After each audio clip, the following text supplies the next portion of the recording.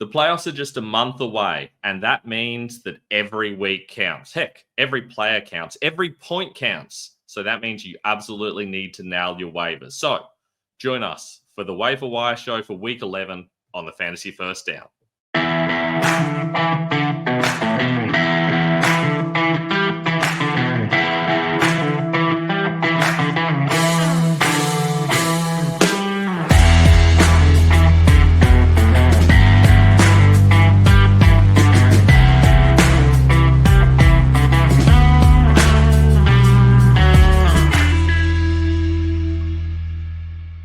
I'm Ben Wasley. Welcome to the Fantasy First Down. And I am in a mood because I just recorded this whole podcast and it didn't work. So we're back. I'm doing it again. Number 2, take 2. Hopefully it's better than last time. Although I was pretty happy with how the previous one went. So hopefully I remember to say everything. If I don't cover something, if you have any questions, if you have any thoughts, pop them in the comments below. You can also hit us up on Instagram at the Fantasy First Down, on Twitter at Fantasy First Down with no O. You can read all the other stuff down the bottom, and please like and subscribe because I've now recorded this twice and I'd really appreciate it. But let's get straight into the waiver wires for this week. We're going to start things off with the quarterbacks, and there's a few pretty good options this week. Bo Nix, long-term, is my favorite option. I do think he's been very consistent. I mean, he's the quarterback 9 on the season. His rushing floor makes him very valuable. The Broncos playing way better than everyone expected, or than most people expected. Shout out to Cecil Lammey. He did say that he thought the Broncos might make the playoffs and they're going to be a lot better than everyone thought. He's a Broncos beat reporter, so he's biased, but he nailed it. Definitely didn't nail it when he picked out that Javonte Williams might not be the starter this season. But maybe long-term it will end up being Estime. We'll talk about that soon. Bo Nix, very good option this week. Against the Falcons, it's okay. But long-term, I do like the idea of picking him up and using him throughout the season. He's someone that you can go to if you've just been disappointed with a Sam Darnold or a Kirk Cousins. Plenty of people streaming those guys, getting excited about the good matchups coming up, and it just hasn't worked out that way. I think Nix is a good guy that you can kind of revert to.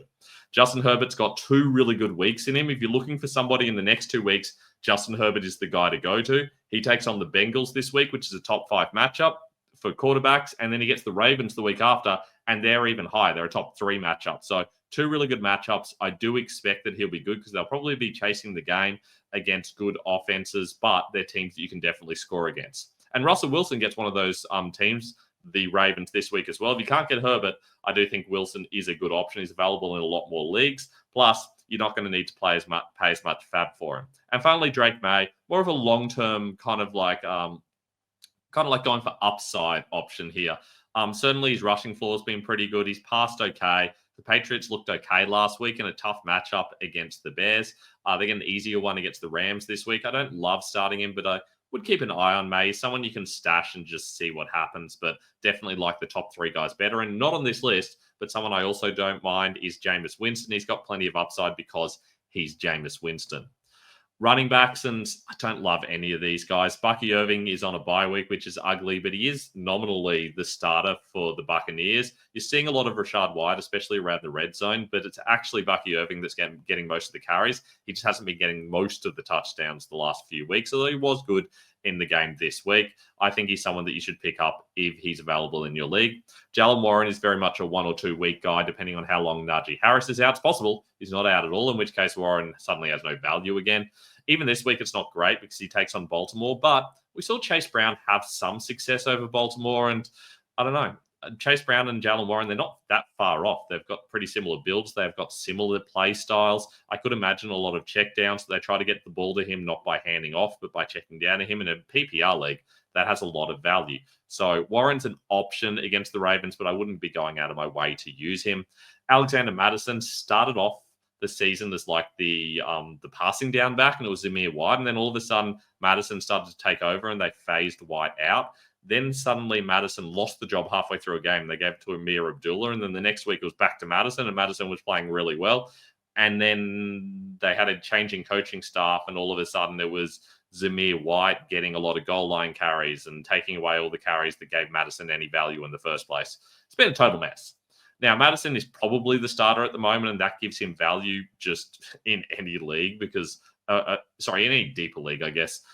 because a starting running back is always useful. But even in a shallow league, when you got bye weeks, having someone who's the starter, at least it gives you a floor.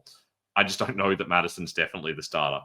And someone who definitely isn't the starter is Tank Bigsby, but he's still got a little bit of upside. We've seen him play very well at times, but that certainly hasn't been recently. Travis Etienne started the game last week.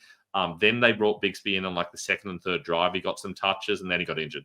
And it was back to Etienne playing a lot with Deonis Johnson. The problem is the Jaguars aren't playing well enough, especially under Mac Jones, to even make one running back reliable. When they're using three, that's a nightmare. So Bigsby's still an okay option. It's just that there's probably better out there. There's not a lot of good running back options that are actually playing at the moment. Slightly deeper option, and this is the guy that a lot of people will be going out of their way to get. He's available in the vast majority of leagues. 96% of leagues you can find him. Audric Estime, don't get overexcited about him. He's not a guaranteed starter, but he's a rookie, and people love rookie running backs. Javonte Williams has been very up and down this season. Jaleel McLaughlin is very much a role player. So Estime does have a chance to be the main guy.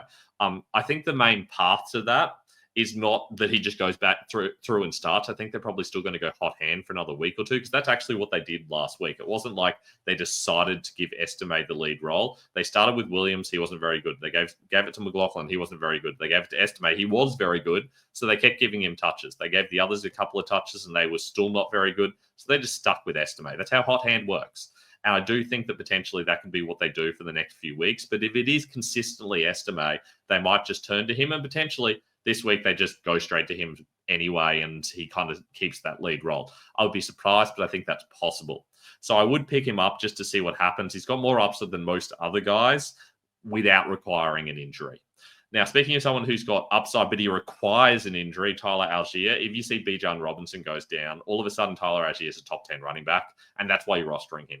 You're not really rostering him to start, but he does give you some value, especially when the Falcons are winning. When they're winning, they really rely on Algier to take a lot of the load off Bijan. Even last week when they were trailing, he still got like 11 carries, and he got like 3 carries inside the one. He couldn't convert any of them, and then Bijan knocked it in first time. But they do like giving it to Algier in a lot of those kind of like heavy bruising run sort of situations. I don't love Algier at the moment, but you get an injury and all of a sudden he's a league winner. Gus Edwards, I mean, he was the starter at the start of the season and no one was shocked. And then J.K. Dobbins took over and nobody was shocked because he's J.K. Dobbins and he's pretty good. And then Edwards got injured and I think most people thought, I'm just going to drop him. Who are the other 17%? Well, I can only assume that they're in leagues where they're not really paying attention, because there's no way you'd have Gus Edwards on your roster unless you had a lot of IR spots. I'm in a 32-team league, and it was not an easy choice to keep him in there, despite the fact that my other running backs are guys like Clyde Edwards-Helaire. It's just Gus Edwards. I mean, it was entirely possible he was going to be uninvolved entirely. It's just Kamani Vidal was awful. And so they went back to Edwards, and he looked great. And that's fantastic. I do think that it's probably still going to be a committee. I think that Edwards probably gets 30 to 40% of the touches for now.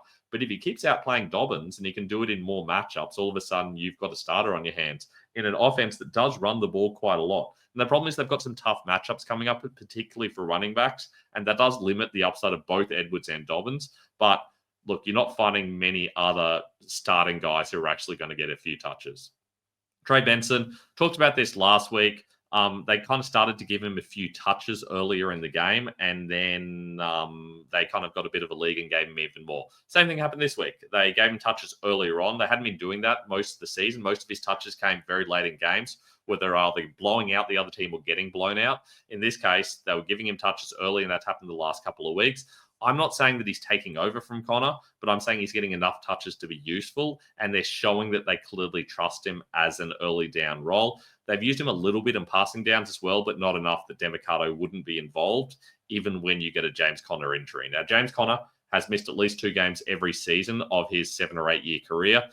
That's not to say that'll happen this year, because that's not how probability works, but there's a very good chance because he's James Conner. So Trey Benson, one of the upside stashes, but he is someone you might be able to start on certain weeks, especially if you're expecting the Cardinals to win or lose by a lot. Now, here's some actual stashes. Braylon Allen, Blake Corum, Zach Charbonnet. You get an injury to any of those starters and you've got a league winner on your hands. I think any of those guys would be top 10 options if Breece Hall or Kyron Williams or Kenneth Walker went down. So that's why you're putting him on your bench. You're putting him on your bench just to see what happens and seeing if an injury occurs. I've got leagues where I've got all three of these guys on my bench because realistically, at this point in time, outside bye weeks, you know what your starters can do. Unless you get an injury on a bye week, you don't need those bench guys. So spend them on someone that has a heap of upside that would come in and actually be in your starting lineup if things go right for them. And Ray Davis, he has some upside, not quite as much as the others, but certainly as a stash option. If James Cook goes down, I think people are going to feel pretty good about Ray Davis. We saw how good he looked in that 1 week where there was no Cook. Wide receivers. Don't love any of these guys, but they're solid options. Jacoby Myers, kind of the number one guy in Vegas, and we saw that no one else could get the job done. It's really Myers and Brock Bowers and a little bit of running game, and that's really it.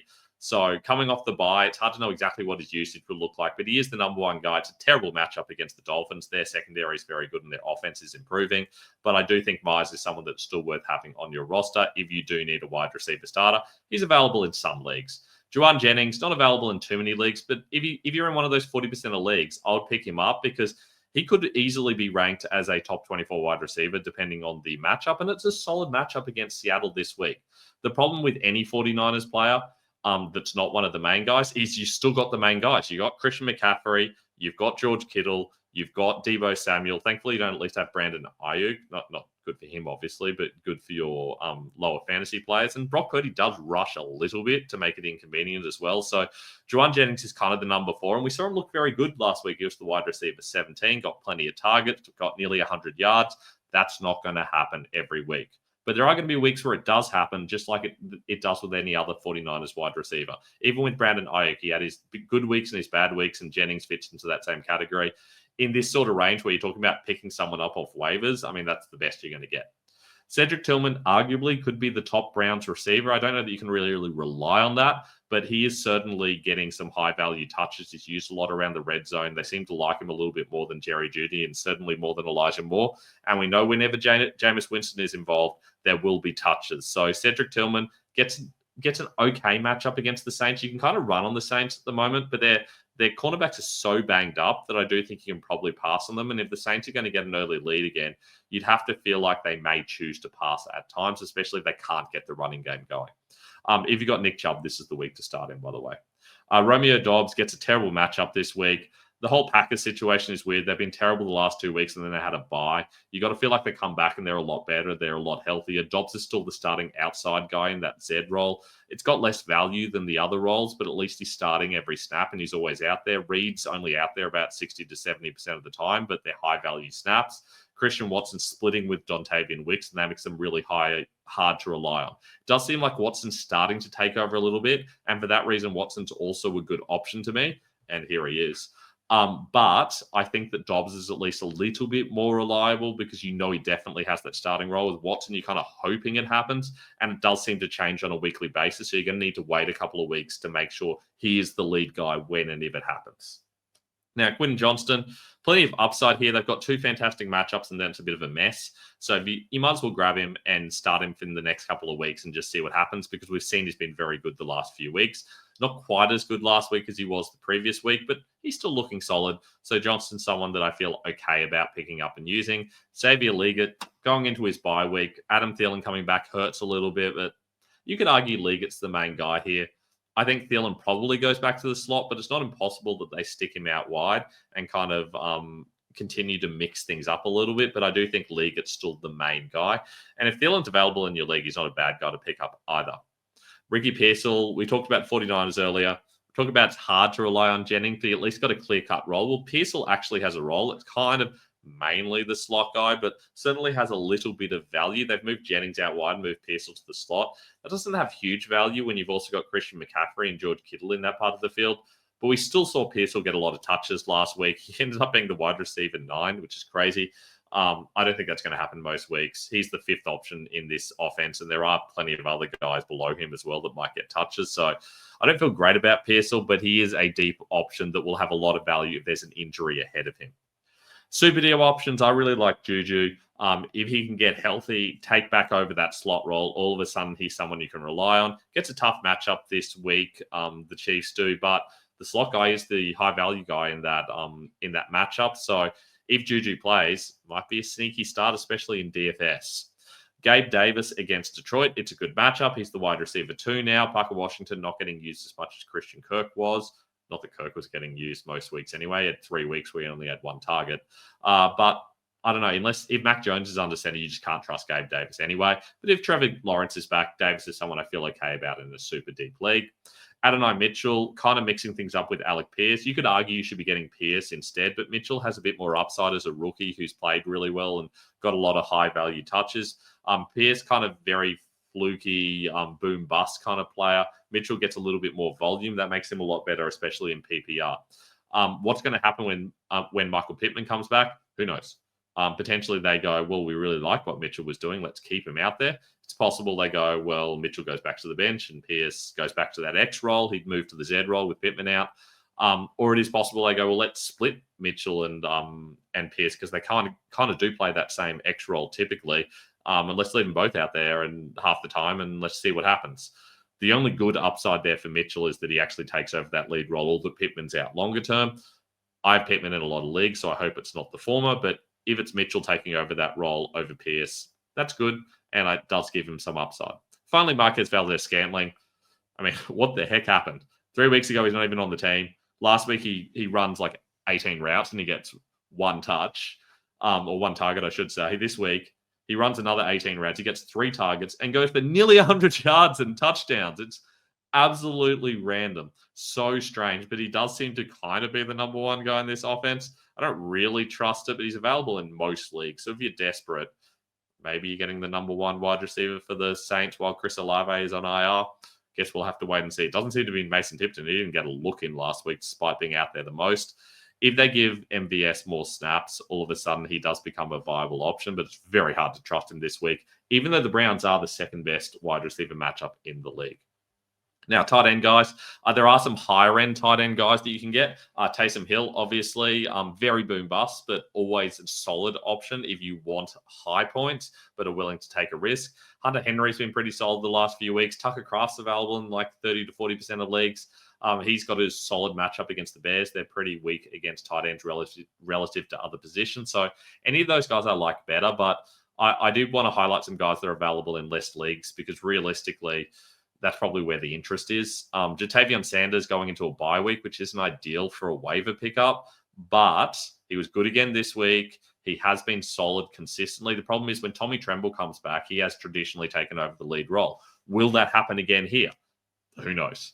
We don't know, and you won't know for 2 weeks. You'll have to wait through the bye week, and then you'll have to watch one more game just to see if Tommy Tremble starts back ahead of Sanders or takes so many snaps it takes away Sanders' value. So you're going to have to wait till week 13 before you actually know if Sanders is a starter. The thing is, he has so much value that I would still do that. He has been playing consistently well. He's the tight end 25, and he was hardly involved for half the season. So I do think there's some upside for Sanders. I like him better than anyone outside the top 12, realistically, on upside. Will Disley is the total option. He's got no upside, but at least he's a consistent option, especially in a PPR. He's getting a lot of low-value looks. He seems to have taken over from Hayden Hurst. He's a very good tight end, but mainly as a blocker. Very good with Seattle for a long time, comes across to the Chargers and gets a heap of money because blocking tight ends have a lot of value, just not in fantasy. Now he's getting some looks as well, and I feel like that gives him some limited upside. He's more of like a floor option. Davis Allen has taken over from Colby Parkinson. This is more of like a public service announcement than anything else. Not a lot of value when Cooper Kupp and Puka Nacua are playing, and there wasn't even that much value when they weren't. But especially in that 2-minute drill and kind of when they were scrambling and chasing the game, Allen was a little bit more involved. Ultimately ended up being a top 20 tight end this week. It says top 20 in the season. That is wrong. I don't know why that didn't change properly, but it didn't. He is meant to be like way lower than that.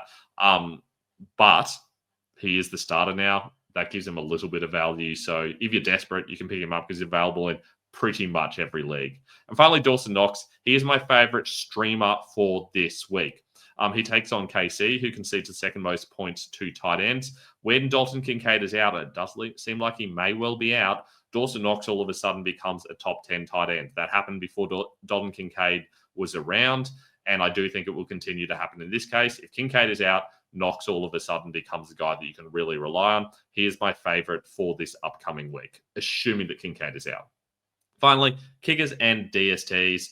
Kaimi Fairbairn is my favorite, even though he had some accuracy issues on the weekend. But Cameron Dicker, just gets a heap of field goals, basically. I think that'll happen against Cincy, even if they're trailing. It's just the style they play. They do tend to kick plenty of field goals. That makes Dicker a solid option. And Will Lutz, I love playing kickers against the Panthers and the Falcons. The Panthers have a bye this week, and so I'm taking on the Falcons, who can see the second most points to kickers this season. Lutz is very consistent. Wasn't great last week just because of the game flow, but it was against the Chiefs, so you're never going to use him. He is top 12 on the season, and I do think he's going to be very solid this week. Finally, DSTs.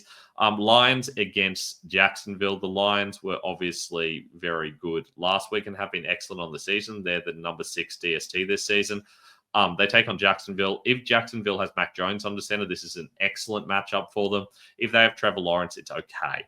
I don't know that I'd go out of my way to start him if they've got Trevor Lawrence playing, but he's still probably a top 10 option. It's just that at the moment I've got him as like a top 3 option. And I think that with Mac Jones there, that will stay that way.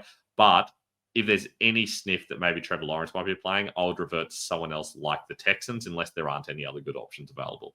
Now, the Texans, they're more of like a strong secondary, keep the points low kind of team. They don't get as many sacks. They had no sacks last week in that game against the Lions, but Jared Goff did throw them 5 interceptions. So they certainly do still get some production points that way. But I think against Dallas with Cooper Rush, I mean, that Dallas offense looks absolutely awful. It is hard to see them scoring a lot of points on the Texans, so I do think there's plenty of upside there by taking that DST.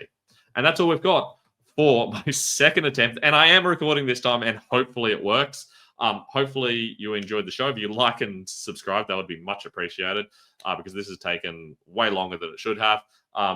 It would also be great if you have any questions. If I've missed anything, pop them in the comments, or you can hit me up on Instagram at the Fantasy First Down or on Twitter at Fantasy First Down with no O. My rankings will be out in the next day or two at ffdfantasyfootball.com. You can check out my articles, which should be out soon. The Streamers and Stashes one, and also my wide receiver start sit article over at football.rasball.com. And finally, I hope you'll be back in a couple of days' time for the Streamers and Stashes show and our start sit show. Generally, we do the Streamers and Stashes on Wednesday evening, roughly, maybe Thursday morning. And the Start Sit show is on Saturday morning, although I've got a busy weekend that might be out a little bit later this week. But as always, if you've got any questions before that, just hit me up. I look forward to seeing you next time on the Fantasy First Down.